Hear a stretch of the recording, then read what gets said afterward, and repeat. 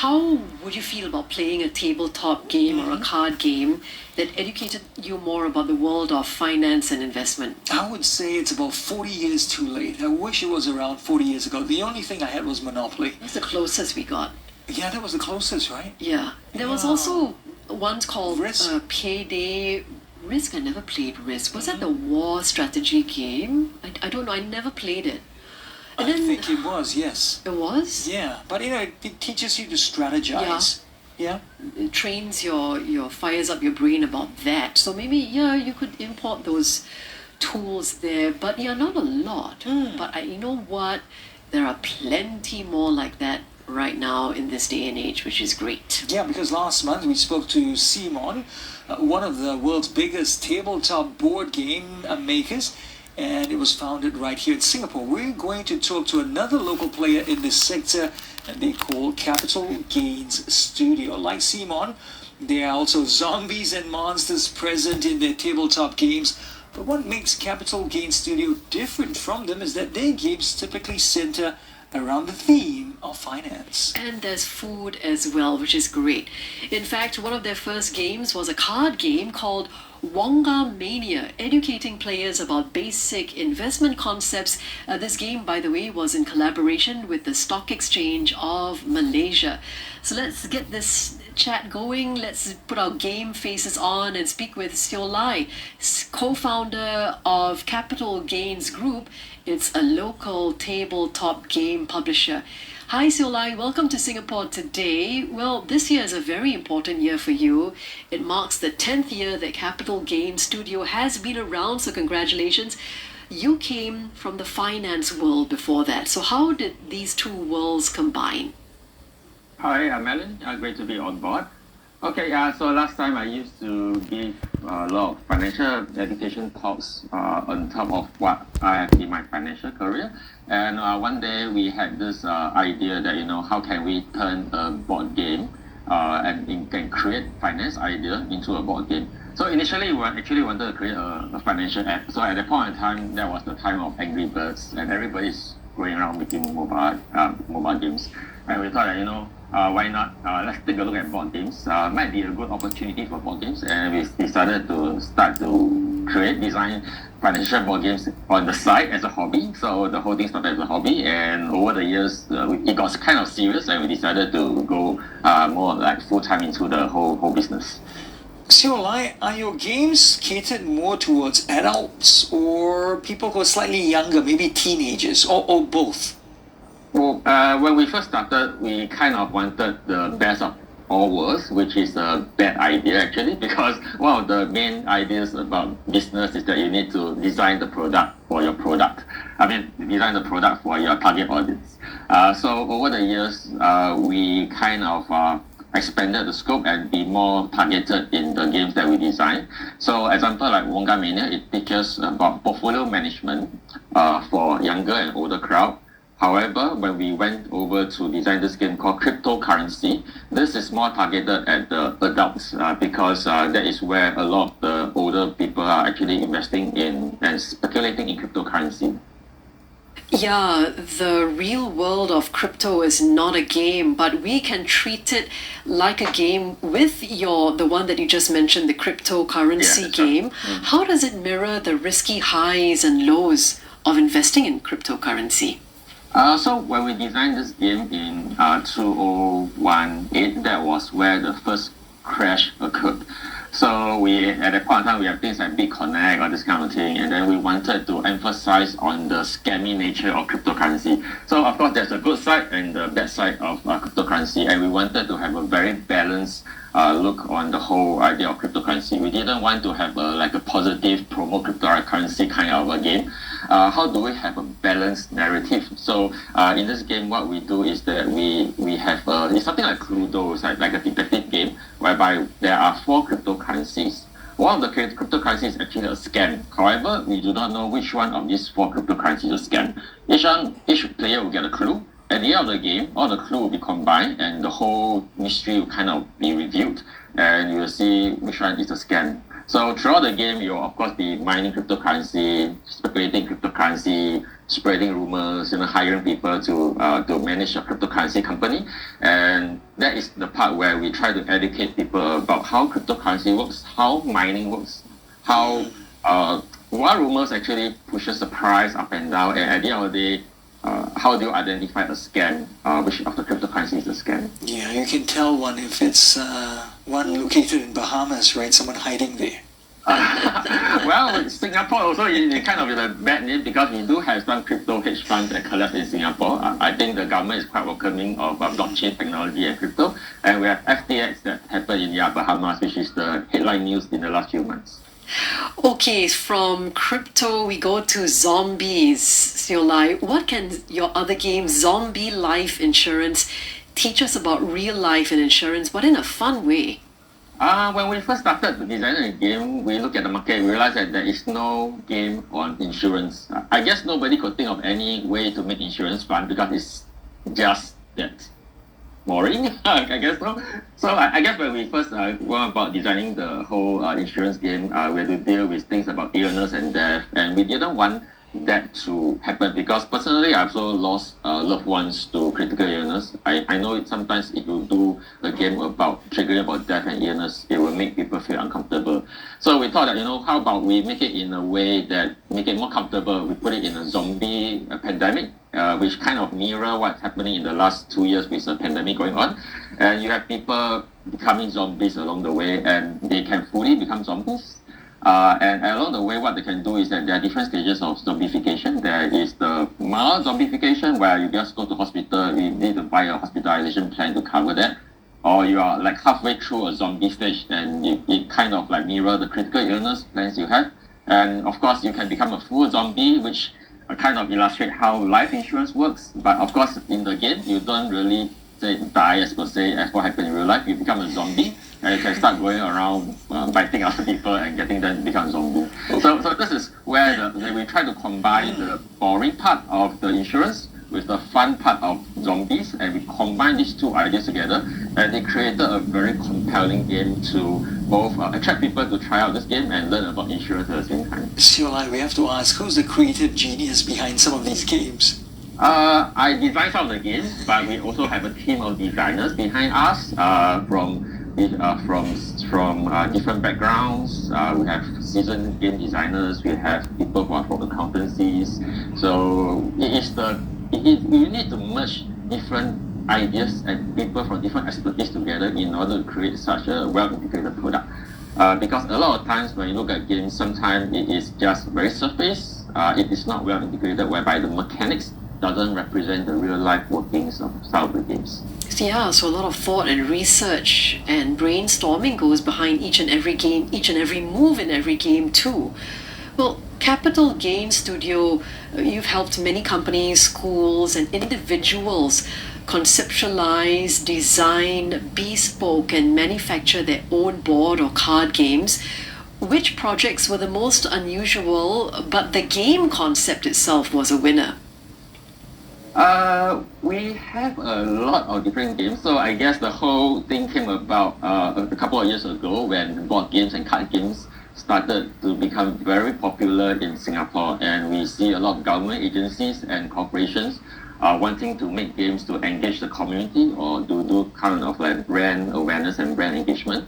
And one of the first games that we created is actually about a civil defense game being by a secondary school in Mandarin. So I guess that's the first time we do a Mandarin game on civil defense. So how do we go about making a civil defense game? So we kind of like have a traitor within the organization. So at that point of time, I remember there was this episode whereby there was some spying in the government going on, and there's the talk about how. So say, how would that affect our government policies? Can we have like a spy game within the civil service, and they kind of disrupt the organization? And so we just kind of created a game about that, where we try to identify the spy whereas at the same time learning about the 5 tenets of civil defense, the 5 tenets of total defense, I'll say that.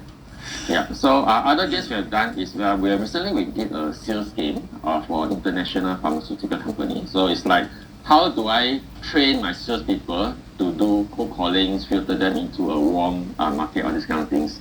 So we literally designed a board game to help them in the team training to train their sales force about that. Xeo Lye, we know that some people were playing your games during events like the Singapore Comic Con. What did you notice when they played the games? Were they just having fun, or were they learning at the same time, or a bit of both? That is a welcome event after 2.5 years of pandemic. So we've also been attending cons before the pandemic. And one interesting development that we noticed is that there's a lot more interest in card and board games after the pandemic. So before the pandemic, I understand that we also sell and demonstrate games there. So before the pandemic, the interest in board and tabletop games is not as high. Per day, perhaps we can only sell like 5 to 10 units of a game per day. After the pandemic, I guess a lot of people are stuck at home with nothing to do, and they turn to tabletop game to play games. After the recent event, we noticed that the sales per day has gone up like tenfold. That we are selling 50 to 100 games a day right now. So we are quite heartened to see that there is such an advancement in the interest of tabletop games ever since we had the event. So the event gave us a very good indicator of how much more interest people have about tabletop games as compared to before the pandemic. Yeah, your booth at Comic Con was so well placed, and a lot of people were just coming up to your booth, and you probably had to repeat the same things to them again and again. But it was nice to see how you engaged every single person who walked up to your booth, Xeo Lye. So I think you're on to more winning games to come. But we want to talk about other games because you released food-themed games under the Mercat brand. Why do people love food tabletop games like one of them, Hot Pot Havoc? Yeah, that's right. Well, Singaporeans, what is our common cultural identity? We'll say it is food. So food is something that ties us together. Some of us will say national service, but I mean, of course, that's for the guys. But for the general public, I guess we wanted to create a game that showcased the Singapore identity, because for us, we not only sell our games within Singapore, we also bring our games outside of Singapore. So we started Mercat brand as a way to reach out to the family crowd, because initially, if you remember, we are doing finance game. Finance game is much more niche and only interests a certain group of people, and we have so much other ideas that we have that is non-finance. You know, want to make a dim sum game, want to make a hot pot game, but because of the whole identity that comes around finance games, we kind of like have our hands tied. So we decided to sell another brand called Mercat Games, in order to publish family games for the Singapore family. And that's where we have all the ideas that we have over the years that we couldn't throw out due to our strong identity with finance. We came and we just started to shoot out all these kind of concepts, and especially we are all passionate about food, so we went all out on food for the first few series of our games under Mercat. Let's ask you about comparing yourself to another Singapore tabletop game publisher brand called CMON. How do you think the two of you compete and compare against each other? I'll say that we are quite different, because in terms of, like, let's say game publishing, they are like a multinational corporation. They operate around the globe and they have sales office all around the world, and they are a listed company. So for us, we are more like an indie developer where we develop our own games and then we publish. So for CMON, as a big corporations, they have a lot of reach and they have much more established markets over at US, over at Japan, over at Europe. So for us, we are still trying to find a way to get our games to other publishers, to try to bring it out to other countries and to work with other distributors. So I mean, I know Chen An also, so I always ask him for advice on things. So I would say that we are an indie publisher that focus on things that we are passionate about, and then for CMON, they can hire world-class designers to help, and they have a good marketing budget, and they have beautiful, huge miniatures board games. And of course, you mentioned zombie games. Zombie Side, one of their most famous titles. Yeah, so that is, I guess, that's one big difference. And well, we hope that we will be like CMON in the near future, that we have another Singapore tabletop publisher that can able to stand on the world stage along with them. But I think we still need some time to go a long way to reach that level. Well, it's nice that you are friends, you're contemporaries, and you discuss things with each other. You don't ignore each other or have those bitter rivalries. Yes, Chen An is the founder and CEO of CMON, and we had him on in December in last year. It was very educational as well to talk to him as we are talking to you, Xeo Lye. Chinese New Year is a few days away. What is a good game to bring along when we go visiting, and why? If you are talking about from our catalog, I would strongly recommend Hot Pot Highball, as you mentioned, because during Chinese New Year, a lot of us who do not want to go to those restaurants to queue and get crowded in a crowded atmosphere, and want our time to leisurely go through the thing. We eat a lot of hot pot, so I guess that's a great game. Another game I would recommend is this game called Happy Dim Sum. So it is a game about cheerful dim sum, trying to push people about the dining culture. It's about the Asian dining culture where we try to serve food to our neighbors. So that is something that we do during Chinese New Year. We eat a lot, so I guess food games will be perfect for that. Maybe you should invent one to do with the Eurasian curry, devil curry, Xeo Lye. There's devil, curry, monsters, and then I'll take a cut of the sales. We have our South Asian curry, and we have Indian curry, and we have French curry from Europe and from Mexico. I guess that is an interesting thing to explore. Very nice. Okay, so now you have to tell us as well, Xeo Lye, what other games are you and your team looking at releasing in the future? What areas are you planning to concentrate on?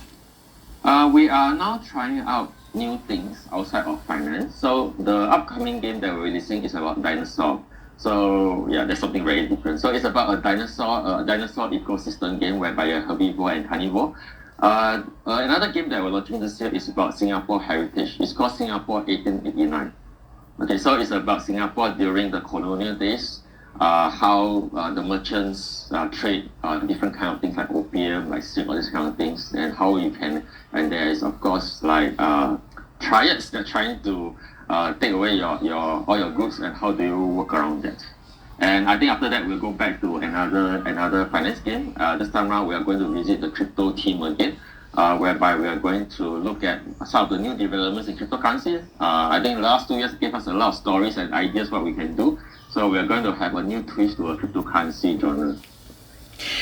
We're looking forward to all of that. So once that's ready, you talk to us and we'll tell all the Singaporeans listening in all about it, because we like to support local businesses. Thank you so much, Xeo Lye, for being with us on Singapore Today. He's the co-founder of Capital Gains Group, a local tabletop game publisher. Support local businesses like we always say here on Singapore Today. Check them out at capitalgainsgroup.com. This is